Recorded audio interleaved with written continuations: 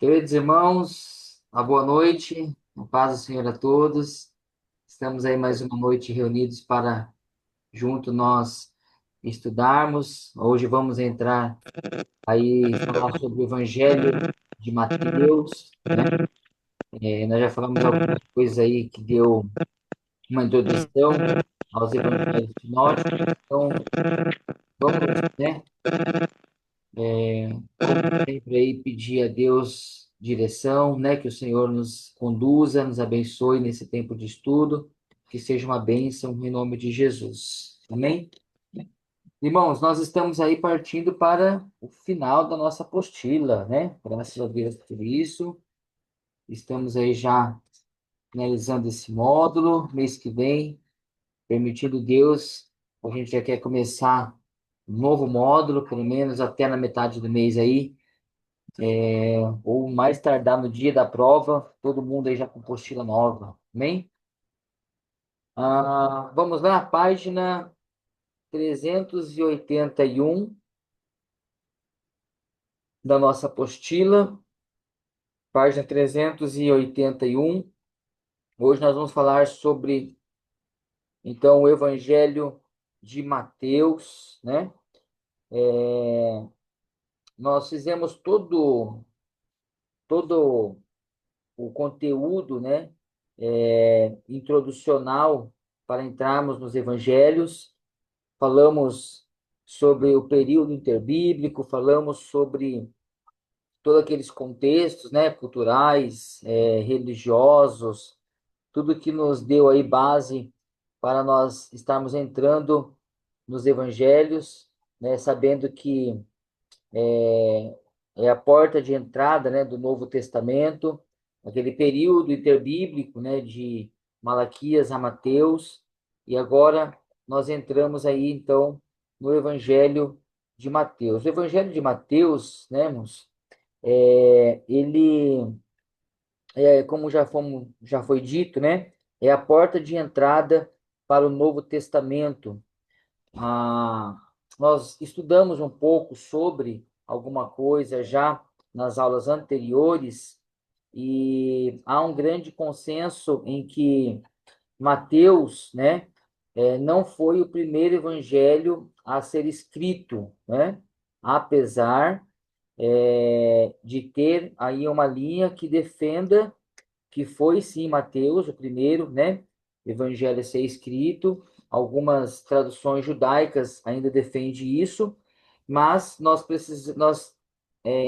acabamos crendo, né, vamos assim dizer, que na verdade é o evangelho de Marcos, o primeiro evangelho a ser escrito, por conta de todo o conteúdo histórico que a gente vê, né, e nos dá então base para crermos de uma ênfase maior, né, vamos dizer assim, que o primeiro evangelho a ser escrito não foi Mateus e sim Marcos. Então, como segue a regra, né, de toda a Bíblia, que não está em uma ordem cronológica, nós também vemos que Mateus também não está na ordem cronológica dos fatos e das escritas, né? É, o Evangelho de Mateus, ele segue, né, o nome do da proposta de que foi Mateus que foi o escritor, né, do próprio Evangelho, apesar de nós não termos a exatidão dessa informação, tá?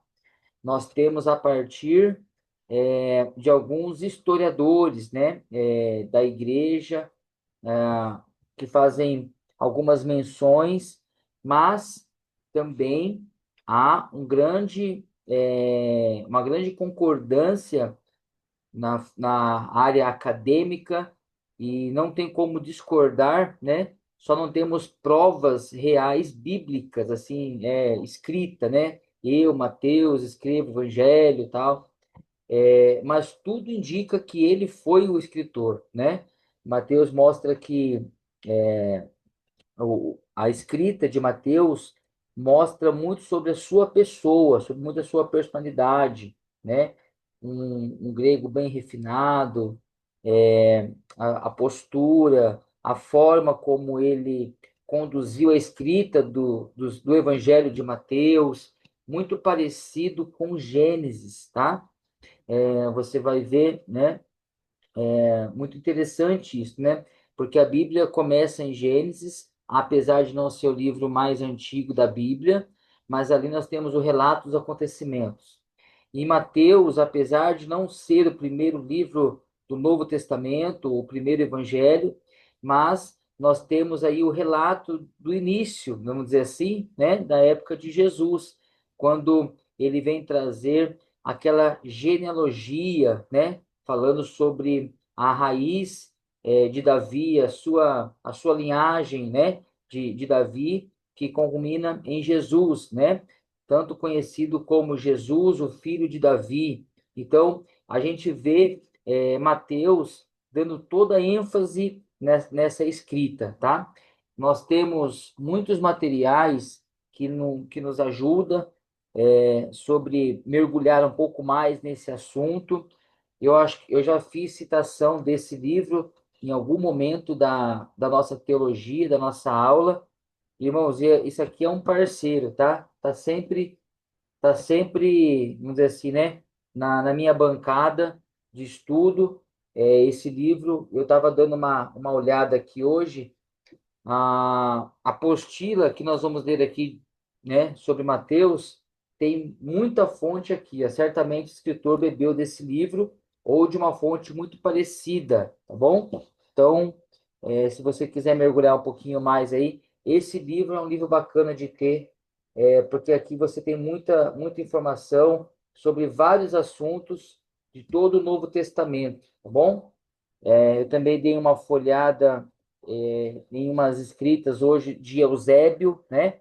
É um historiador que também traz umas informações muito rica, né? Assim dizendo, sobre os evangelhos. Então, vamos lá, né? O Evangelho de Mateus. A nossa apostila, ela nos dá aí algumas informações, né? Por exemplo, o Evangelho de Mateus, ele faz a ponte, né? Eu já dei essa introdução aqui, entre o Antigo e o Novo Testamento. Ele ocupa o primeiro lugar em todas as listas antigas dos livros canônicos do Novo Testamento. Mateus parece ter sido o primeiro evangelho universalmente aceito pela Igreja, com autoria e em pé de igualdade com o Antigo Testamento, né? No começo do século, o Evangelho de Mateus era considerado o primeiro a ser escrito, e isso se deu por duas razões. Primeiro, por ele for escrito para os cristãos da Palestina, e isso fica evidente pelas referências a Jerusalém como cidade santa, a sinagoga, ao sinédrio e pelo uso das profecias do Antigo Testamento. E segundo, Mateus faz muitas referências ao Antigo Testamento. Isso fica evidente logo no começo, quando ele cita Abraão e Davi na genealogia de Jesus. O Evangelho foi universalmente aceito assim que começou a circular na igreja primitiva. A única rejeição foi de Marcião, né, que não aceitou na sua lista de canônicos qualquer livro que tivesse referência ao judaísmo. E nós vamos ver que Mateus, né, é um livro muito voltado para o judaísmo. Por muitas razões, parece que o Evangelho de Mateus obteve ascendência sobre os demais evangelhos. Então, ele se destacou, né, em relação a aos demais evangelhos. O arranjo do seu material é tópico e não cronológico, o que possibilita a sua utilização como manual de instrução. Ele contém a mais completa narrativa, que inclui tantas obras como os ensinos de Jesus. Ele reflete certa universalidade, é o mais eclesiástico entre os evangelhos. Então, tudo isso, né, reflete a importância e a popularidade que ele desfrutou entre a igreja primitiva, provavelmente a partir de Antioquia, que foi um dos primeiros e principais centros da igreja antiga.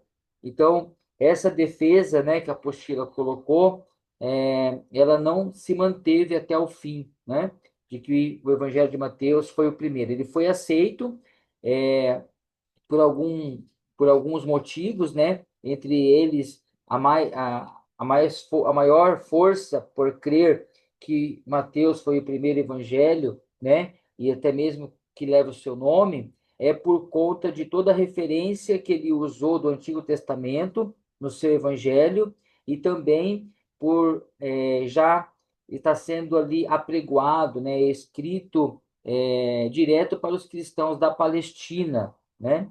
Então, isso fez com que alguns judeus acreditassem nisso, né? Mas quando você vai buscar mais informações e você tem um detalhe maior, em um contexto geral dos evangelhos sinóticos, né? Então, nós acabamos crendo que foi Marcos o primeiro evangelho a ser escrito. A aceitação no cânon. O evangelho de Mateus não teve dificuldade, né, de ser aceito como livro canônico, principalmente por duas razões, né? A primeira, a sua autoria apostólica, né? A igreja, desde o princípio, já atribuiu a Mateus. E o segundo, há muitas referências do Antigo Testamento. Então, foi muito fácil a aceitação canônica do Evangelho de Mateus, né, por ele ser um apóstolo, né,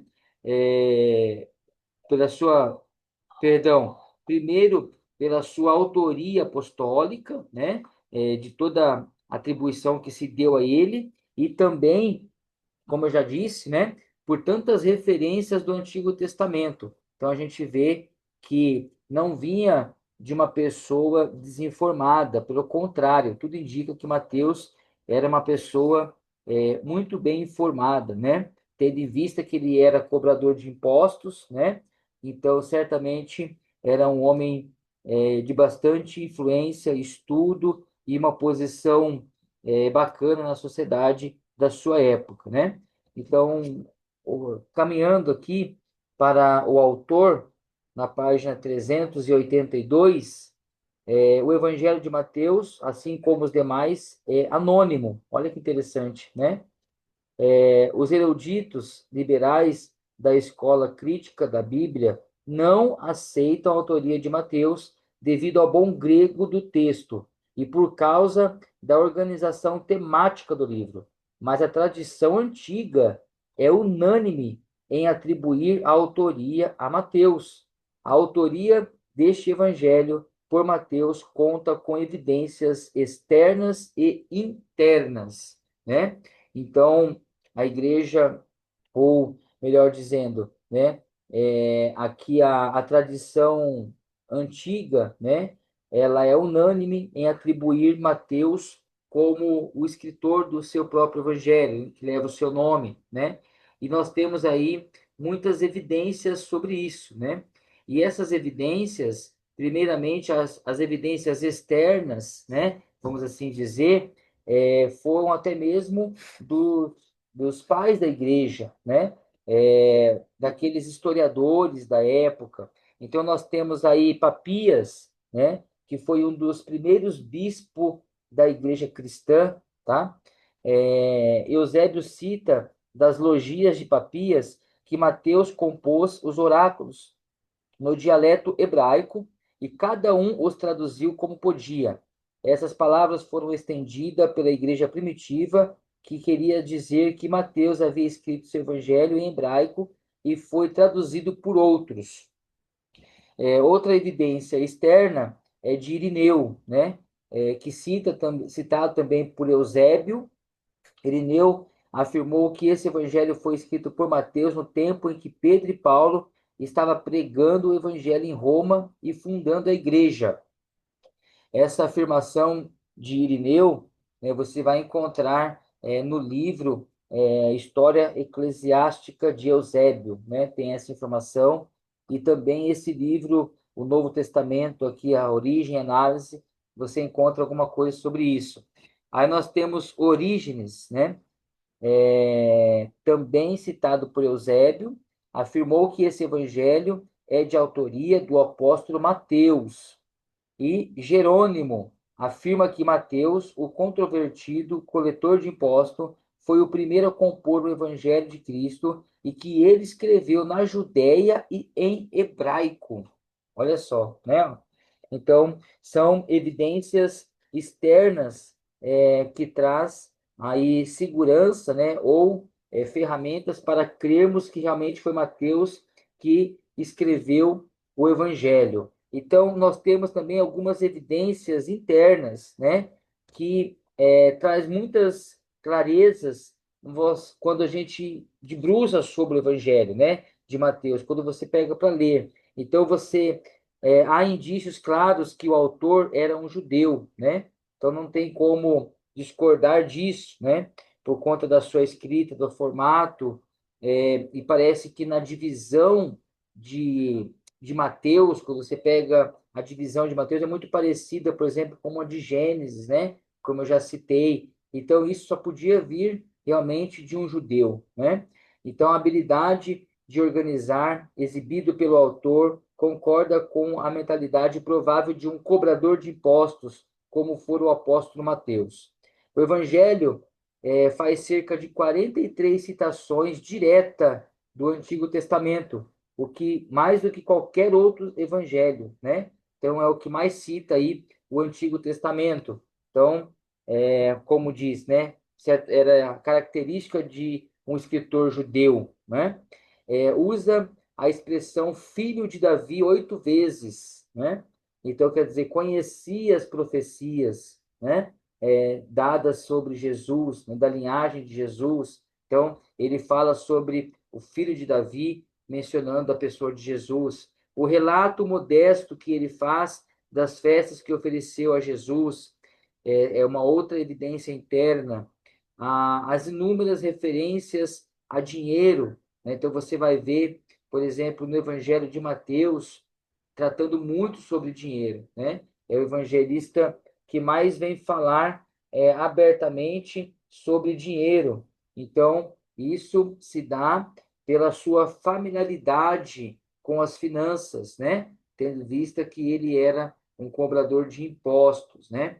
E cobrador de impostos, né, irmãos? Nessa época aqui da escrita, não era bem visto, né? Não era uma profissão muito desejada, né? Mas, enfim, Mateus foi escolhido pelo Senhor, foi chamado, né, a servir ao Senhor, e ele então começa a desenvolver um papel muito importante no cristianismo, seguindo uma forma fidedigna ao Senhor, a qual levou a escrever aí o evangelho que leva o seu nome. As referências à casa, né, que nós temos lá em Mateus 13 e Mateus 17, pode ser também uma indicação de que a casa de Mateus era sempre visitada por Jesus. Então você vê uma certa familiaridade quando ele fala sobre isso, né? Levando a entender que Jesus era próximo e tinha ali um extra, vamos dizer assim, não só sinagoga, multidão, pasto, barco, né, mar, mas Jesus também tinha momentos em casa com esses irmãos, né? O homem Mateus, né, a pessoa de Mateus, quem é Mateus? Né? Mateus, ele é filho de Alfeu, né? Mas não é o mesmo Alfeu, irmão de Tiago, tá bom? Nós vemos lá em Marcos 2:12 essa afirmação. O seu nome, Mateus, significa dom de Deus. Tinha também o nome de Levi, conhecido também como Levi, né? O cobrador de impostos. Talvez fosse o seu nome como cristão. Aqui é salvo lembrar, né, que era muito comum as pessoas terem dois nomes, lembra disso, né, irmãos? Né? A gente já estudou sobre isso. Era muito comum as pessoas terem dois nomes, né? Um nome, às vezes, que levava a uma origem não muito de acordo com a sua pessoa, e ela tem um segundo nome, né, um nome mudado. Nós vemos o próprio Deus fazendo isso, né, em algumas ocasiões, e era muito comum as pessoas dessa época terem dois nomes, né? Então aqui nós vemos, por exemplo, o exemplo de Mateus, também conhecido como Levi. Era um publicano, um judeu cobrador de impostos, a serviço do governo romano. Era uma profissão desonrosa para os judeus, né? Então, como eu já disse, não era uma profissão muito fácil de lidar, né? Talvez Mateus tivesse dificuldade de um supermercado, uma feira, né? toda essa parte pública, né? Não muito diferente de hoje, né, moço? Só leva alguns nomes diferentes, né? Tem algumas figuras aí emblemáticas do nosso país que nós não desejamos sentar na feira e comer pastel com ele, né? Certamente eles também não querem, né? Então, assim, Mateus certamente ele tinha esse desconforto, né, por conta da profissão, mas depois teve a sua vida mudada e ele mostrou que ele realmente estava servindo a Deus, né? Como fiscal, teria conhecido tanto o grego como o aramaico, e tido, né, certamente uma boa cultura. Foi escolhido como apóstolo. A gente vê aí essa citação em Mateus 10:3, e ofereceu um banquete para Jesus. Tornou-se o escritor do evangelho que leva o seu nome. Então, esse é o Mateus, o evangelista, né, a qual nós estamos estudando. A data e o local, mais uma vez, é um pouco incerto, né? Nós temos aí algumas divergências. Os teólogos liberais, eles geralmente coloca a data por volta de 80 a 100 depois de Cristo, né? Aonde não há consenso geral quanto a uma data específica. Mas se Mateus usou Marcos como fonte, que nós acreditamos, né? E a maioria dos estudiosos sustenta essa hipótese, então Mateus foi escrito após o ano 60. Então, os pais da igreja são unânimes em atribuir a Mateus uma data anterior ao ano 70. Alguns argumentos usados para situar esse evangelho entre os anos 60 e 70 são os seguintes. Primeiro, o lugar de Mateus no cânon do Novo Testamento. Os primeiros cristãos achavam que ele foi o primeiro a ser o escritor. Então, se ele foi o primeiro a ser escritor, né, a data nos leva para o ano 60. A natureza do primeiro evangelho, a igreja primitiva era exclusivamente judaica. As informações sugerem que Mateus foi publicando com maior probabilidade durante os anos 60, né? Quando você vai ler alguma nota de rodapé, por exemplo, né, de alguma Bíblia, ou você pega algum estudo, né? Por exemplo, eu estou com um na mão aqui, ó, que eu carrego no meu celular, é de uma Bíblia que eu clico, né? E ele me dá todo o panorâmico, todo o estudo do tema que eu quero. Então, vamos lá, por exemplo, ó, data e local de Mateus. Aqui, ó, já dá uma data diferente, ó, mas dentro do que nós estamos estudando. É provável que Mateus tenha sido escrito entre 65 e 80 depois de Cristo, né? Então, quando você pega para ler e estudar, né, você tem uma grande defesa sobre essa data, né? Então, está dentro desses 60 a 80, né? Depois de Cristo aí. Alguns sugerem que foi escrito até na década de 50, né?